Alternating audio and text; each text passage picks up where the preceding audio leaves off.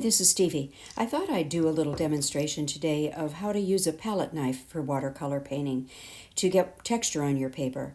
And this is my little palette knife from my oil and acrylic painting, but I've cleaned it off so it's ready to use. And I'm also going to show you how to use a dagger brush or a striper today. That's my 1/4" silver brush striper, and that's very handy for making grasses and bushes. And this is a larger striper that you can actually see the brand on it. That's my 3/8" one. But I never really use that because it holds a lot of water, and the 1/4" is much better for what I do. And I'll also use my number 6 round brush. That's a Princeton synthetic bristle brush. So I'll get started by using my round brush to just get some water on the paper where I want to paint. And I'm going to paint a saguaro cactus today. I live in Arizona, and the saguaros are plentiful around here, and they only grow in the Sonoran Desert, which is Arizona and northern Mexico. So a lot of people come to Arizona just to see the saguaros, and it's quite a point of interest. So you can see here, you can see the water on my paper where I've put it down. I'm making the shape of the cactus, and I'm just starting with the basic trunk of the cactus. I'll add the arms to it later. And I'm only using 3 colors. That's New Gamboge, the yellow, and Pyrrole orange, and ultramarine blue. And what I'm going to do is not mix the colors on my palette, and that's fresh color, I just squeezed it out. But instead I'm going to just pick up those colors with my palette knife, and most of it will mix on the cactus itself. And I really like the look of that. So here we go. And when I picked up that color, notice that I picked it up on the bottom side of the palette knife, and mostly on the edge. So whichever edge you use, I'm left-handed, so I'm using that outermost edge of it there. And I like doing it on the wet surface because the paint tends to bleed a little bit more and spread the color. So I'm just following the shape of the cactus. I'm leaning that palette knife on its side there on the edge where I picked up the paint. And that's what will make the little ridge lines in the cactus. And see how nice that looks where I don't blend the color all together, but instead just let it blend on the paper. I like how the yellow and the orange colors just kind of mingle together. So I'm getting in those colors first before I start adding the darker blue, which will make a green. So there I've got the basic trunk of the cactus done. And I'm using my number 6 round brush to just, with water, just to pull out the paint at the bottom so I don't get a hard edge there. Just getting a little more color in. And you can go back and do this several times. Now I'm picking up a little bit of the blue and mixing it in with the yellow to get a green color. And I add a little bit of the orange to that to gray it down. Saguaros are not very green. They're more of a grayish green color. They're not a bright green. So that orange really helps to tone that green color down. And that gives me a nice dark value for the shadow side of the cactus.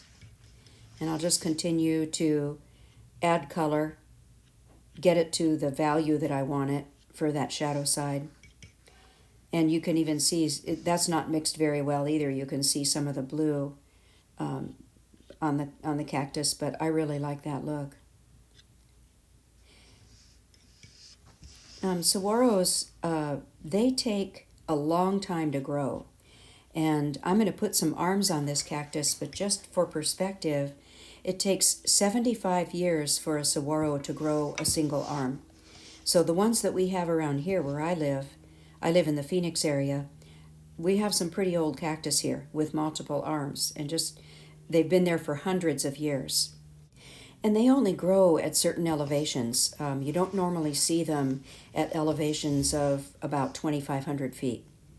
So it's the lower elevations, say in the Phoenix area, that have them. But in northern Arizona, where it's a higher elevation, you don't see them there. So here now you can see that I'm pressing a little bit harder with my palette knife into the paper, just to get those ridge lines that the cactus have. And I don't do that very often on watercolor paper. I don't really like to scratch the paper or abuse it, but in this case, I just wanted to show that technique. So now I'm ready to do the arms of the cactus, and it's the same process. I will go use my water first to just indicate or kind of use it as a base layer for the arm of the cactus. And I just picked up some of the green color there, which is handy so you can see what I'm doing. So I get the shape of it. And the arms on the saguaros are not 90-degree angles like you see in some pictures or cartoons. They curve. They don't go straight out and then bend straight up. They curve up.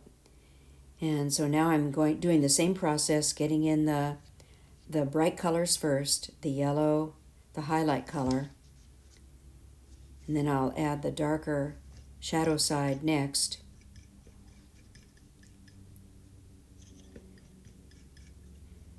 And there's one thing I forgot to do on this painting. I may go back and fix it. Is these arms,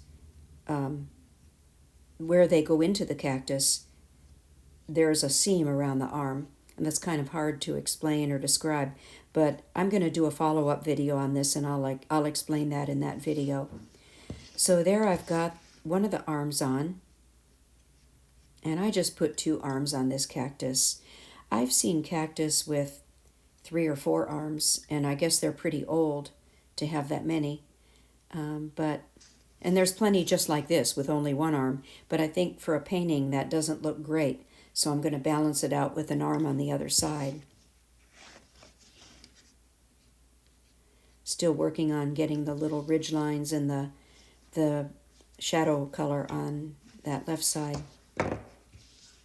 Now I can go over to the arm on the right, and still working on the bottom of that cactus to make sure there's no hard lines there.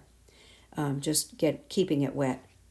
And when you do a branches on a tree, or something like this where it's arms on the cactus, don't have them going into the same point on the cactus. Have one a little higher than the other.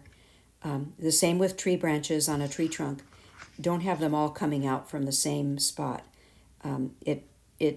That's a very unnatural look. And this is typically how they grow. One arm will be longer than the other. One will be further down or further up the cactus. And here I'm just getting in the highlight and shadow sides with my different colors.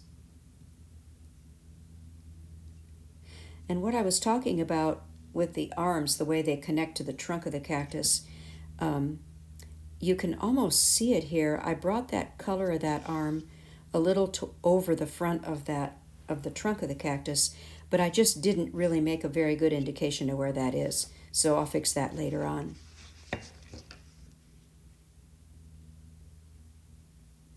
And I like this method also because it really gives a lot of color variation, and it's very quick to do. But I will admit, I taught Bob Ross classes for many, many years, so I got to be an expert at using palette knives. If you've ever watched Bob Ross, you know what I'm talking about. Now I'm going to use my dagger brush or my striper brush to make some bushes and weeds at the bottom of the saguaro. So first I'm just using some water, kind of flicking it on the paper. This is typically how I wet paper. I don't cover the whole paper with water, but just spots here and there. And you can see that dagger striper has really long bristles, and it holds a lot of water. And I like that for just mushing the paint around. And you really just kind of dance that brush around. Notice where I'm holding it, way back on the handle, not up close by the ferrule. And I just dance that brush around on the paper, and it's almost like magic the way that it makes grassy looking bushes. And you can change that a bit by how you hold it and how you lay down the brush on the paper. In some spots I will lay it down and use more of the belly of the brush. And then in some spots I'll stand it right on the end and just use the pointed tip. It just depends on what you want to do. For some of those strokes there, that's where I'm laying it down with the belly of the brush and getting more of the color on at once. but it does hold a lot of water. It's very wet, and I really love that look of the wetness like that. And there I was just mixing up some darker color to get in the indication of some darker foliage. And this, although it may look dark now, it's going to lighten a lot when it dries. And I think in my part 2 video, I'll talk about that and then show you what I would do with that. You can see how wet the paper is. But that's it. So there's my little saguaro using the palette knife. I really like that technique. If you like this video, please give it a thumbs up and think about subscribing. And thanks for watching.